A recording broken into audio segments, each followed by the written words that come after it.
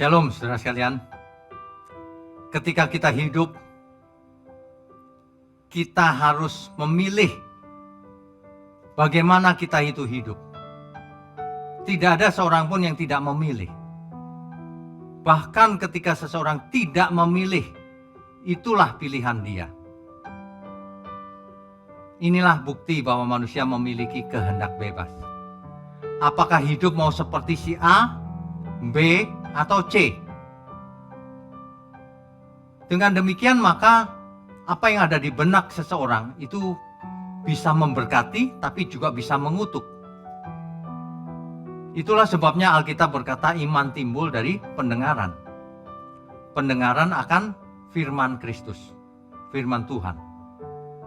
Kalau seseorang diberi masukan terus dari firman Tuhan, maka apa yang ada dalam pikirannya, perasaannya adalah kebenaran. Dan itu dalam jangka tertentu akan mulai keluar. Mulai dalam bentuk perbuatan. Perbuatan yang nyata.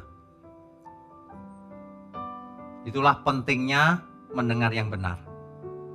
Itulah pentingnya belajar yang benar. Itulah pentingnya bergaul dengan orang-orang yang benar. Agar terjadi impartasi spirit yang benar. Saudara, kalau kita perhatikan sebenarnya ya, Tuhan kita adalah Tuhan kebenaran. The God of Truth. Kemudian roh yang ditempatkan dalam diri kita, Roh Kudus, adalah roh kebenaran. The Spirit of Truth. Dan firman-Nya dalam bentuk yang tertulis atau Alkitab disebut the Word of Truth. Jadi sebenarnya semua tentang kebenaran. Sehingga kalau kita memilih untuk hidup menurut kebenaran, maka kita adalah anak-anak kebenaran. Nah, saudara, untuk menjadi anak-anak kebenaran ini tidak mudah memang. Semuanya dalam hidup kita ini adalah pilihan. Bagaimana kita menjalankan menit demi menit,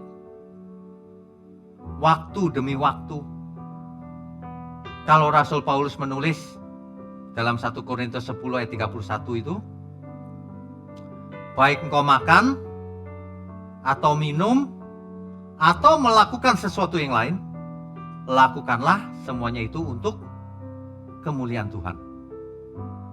Nah, jadi kalau kita perhatikan hidup seseorang, kita sudah tahu nanti kesudahannya seperti apa.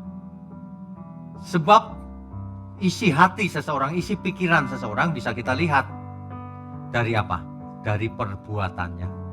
Dari bagaimana ia berkata-kata, bagaimana ia bergaul, apa saja yang dipelajarinya, apakah ia sedang mengidolakan Tuhan Yesus atau mengidolakan yang lain.